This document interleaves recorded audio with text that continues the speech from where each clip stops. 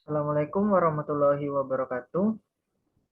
Baiklah, pada hari ini izinkan saya untuk menjelaskan tentang artikel saya, yaitu dengan judul Ketahanan Stok Taki Timbun LPG, Studi Kasus pada Perusahaan Z.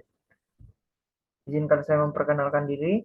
Nama saya Muhammad Aditya Lapis dari kelas Logistik Migas 4. Adapun outline di dalam penjelasan saya pada hari ini, yang pertama ada pendahuluan, yang kedua ada metode, yang ketiga ada hasil penelitian, yang keempat yaitu kesimpulan. Baiklah, pendahuluan yang pertama ada pendahuluan. Energi dibutuhkan dalam kehidupan sehari-hari, baik untuk kebutuhan pemanfaatan maupun untuk kebutuhan penciptaan dalam kawasan modern. Sesuai dengan proyeksi Badan Energi Dunia atau International Energy Agency, yang dimana memiliki kenaikan 1,6% per tahun. Berdasarkan informasi dari Neraca Energi Nasional pada tahun 2021, pemanfaatan energi selama 5 tahun terakhir tumbuh normal sebesar 2,2% setiap tahun dan mencapai 118,3 juta pada tahun 2020. LPG memiliki manfaat ekonomis dibandingkan dengan bahan bakar minyak tanah. Selain itu, LPG lebih bersih dan lebih tidak berbahaya bagi ekosistem. Hampir 95% LPG di Indonesia dikonsumsi oleh keluarga sebagai konsekuensi dari program transformasi minyak tanah ke LPG pada tahun 2007. Perluasan pemanfaatan LPG dipengaruhi oleh meningkatnya minat di lingkungan keluarga dan area bisnis. Jadi isu yang sering terjadi pada saat ini adalah banyaknya kelangkaan LPG di daerah-daerah tertentu. Salah satunya disebabkan oleh permintaan yang melampaui keterjangkauan stok, sebagaimana yang terjadi di perusahaan Z. Perusahaan Z merupakan salah satu perusahaan migas yang ada di Kota Prabu Muli yang bergerak dalam bidang produksi dan distribusi produk LPG. Untuk mengikuti fleksibilitas dan stok saat ini, maka membuat ekspektasi yang tepat ataupun prediksi yang tepat dari minat atau permintaannya untuk LPG di masa depan sangat penting, sehingga prediksi permintaan LPG di beberapa tahun ke depan perlu dianalisis kecukupannya untuk mengetahui apakah tangki timbun cukup optimal untuk mendukung ketahanan stok LPG di beberapa tahun ke depan. Selanjutnya, adapun metode yang dipakai, yang pertama itu ada metode forecasting atau prediksi, yang dimana merupakan salah satu metode yang dapat digunakan suatu perusahaan ataupun organisasi dalam mengambil suatu keputusan di masa depan. Baik itu untuk mengendalikan sistem seperti informasi, pemasaran, keuangan, dan produksi, ataupun untuk mencapai tujuan strategis operasional sebuah perusahaan.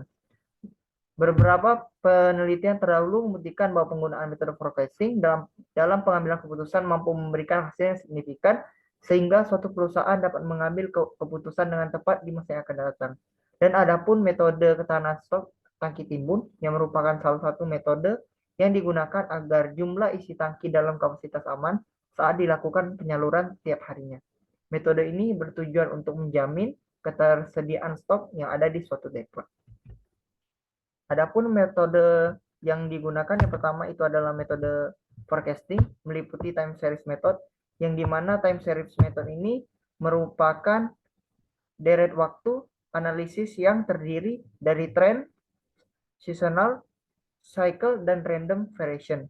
Komponen yang mendasar yang mempengaruhi dari pemahaman yang dapat dikenali dari desain informasi yang otentik sebagai aturan desain informasi dipartisi menjadi 4, khususnya desain datar, desain pola, dan desain berulang maupun ketidakteraturan. Adapun metode Winters, yang dimana metode Winters ini adalah teknik pemulusan eksponensial linear yang digunakan untuk membuat peramalan ataupun dengan asumsi bahwa informasi memiliki bagian dalam sesekali. Teknik Winters ini membutuhkan 3 batas penghalusan yang yaitu adalah alfa, beta, dan gamma yang dapat dinilai dari 0 hingga 1. Campuran yang tak terhitung jumlahnya harus dicoba sebelum nilai ideal dari ketiganya masih berambang-ambang di udara. Dan selanjutnya adalah perhitungan KSTT, yang dimana ketahanan stok ini adalah penyimpanan dengan throughput normal, yang dimana perhitungan ketahanan untuk memutuskan beberapa lama tangki tersebut dapat mengatasi masalah dalam pendistribusian. Ketahanan stok ini dapat ditentukan berdasarkan throughput yang ada di depot dan juga sesuai dengan jenisnya. Pada dasarnya ketahanan stok tergantung pada kapasitas penyimpanan dari depot atau strategi dari perusahaan tersebut. Untuk menghitung ketahanan stok ini, adapun rumusnya sebagai berikut, yang dimana ketahanan stok dibagi dengan kapasitas tangki dan dibagi lagi dengan rata-rata produksi harian, di mana kapasitas tangki ini adalah rencana kapasitas tangki LPG rata-rata, dan di mana penerimaan harian itu adalah rata-rata periode per 30 hari. Selanjutnya didasari pada hasil observasi dan pengamatan yang dilakukan oleh penulis di perusahaan Z. Perusahaan Z ini memiliki 3 tangki timbun dengan kapasitas total 450 ton, dengan kapasitas safe capacity sebesar 405 ton, dan memiliki desk stock sebesar 45 ton untuk ketiga tangki tersebut. Pada tahun 2020 memiliki throughput sebesar 19.045,09 ton, dan pada 2021 sebesar 19.248,99 ton. Berdasarkan data throughput tersebut dapat diketahui bahwa ada peningkatan jumlah throughput LPG. Pada perusahaan Z ini, berdasarkan hasil wawancara, ketahanan stok yang ditetapkan yaitu minimal 2 hari untuk menjamin kebutuhan konsumen akan produk LPG itu sendiri. Baiklah, yang selanjutnya ada pengambilan data historis meliputi data 3 tahun keterbelakangan, yang dimana pada proses forecasting ini didasarkan pada penggambaran yang mewakili hal-hal yang datang, seperti misalnya pengambilan data historis yang akan digunakan dalam proses forecasting itu sendiri.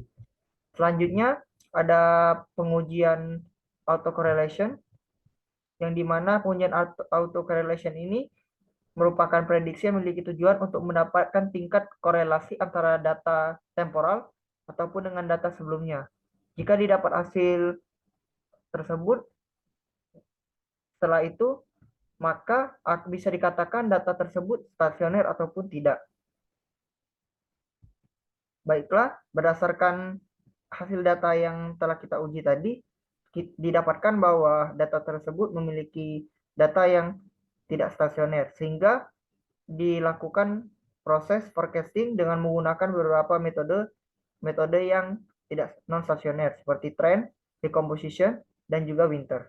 Setelah dilakukan hasil forecasting, maka dilihat hasil MAP dan MAD dan juga MSE yang paling terkecil ataupun yang mendekati. Dan berdasarkan hasil pencarian nilai AAE tersebut, maka didapatlah bahwa metode Winters multiplikatif ini dapat dijadikan metode dalam melakukan prediksi kebutuhan LPG untuk 3 tahun ke depan.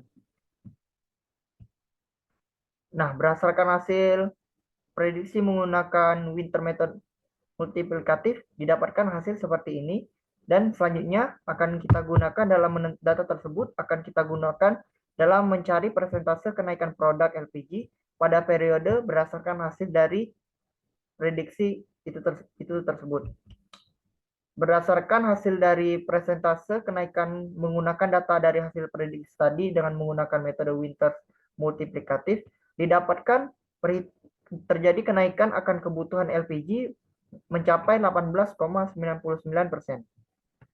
Dan selanjutnya akan kita masukkan dengan menggunakan analisis ketahanan stok tangki timbun, yang dimana menggunakan data hasil forecasting tadi, maka didapatlah throughput harian rata-rata sebesar 63,74. Jadi setelah itu ketahanan stok tahunan yang kita dapatkan itu sebesar 6 hari.